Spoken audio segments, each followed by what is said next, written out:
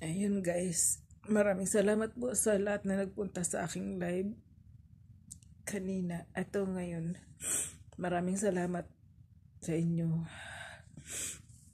Kaso hindi ko lang maiwasan, hindi ko pigalan. First time po nangyari sa buhay ko na umiyak sa live. Di ko mapigil.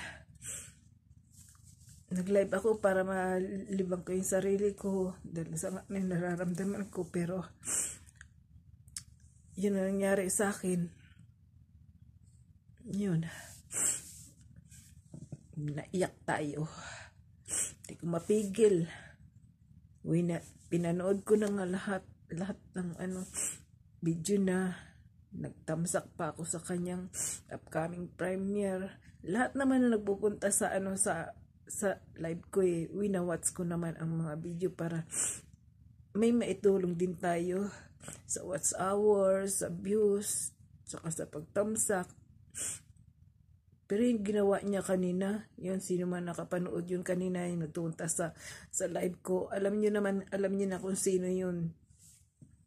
Grabe yung ginawa niya sa akin.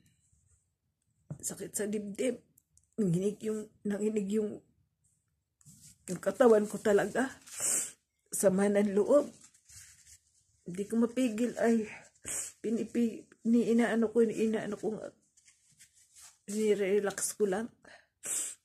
Ayan, na-share ko lang yun. Sa nakapanood, alam niyo na kung sino po yun.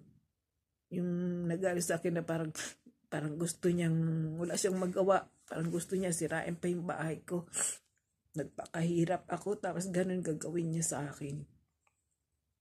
Wala naman akong ginawang masama. Tumutulong pa nga ako sa kanya nung time na nangangailangan siya ng watch hour. Hindi ko lang na share sa community dahil yung time na yun hindi pa ako marunong mag-share sa community. Tapos ganun pa gagawin niya sa akin live.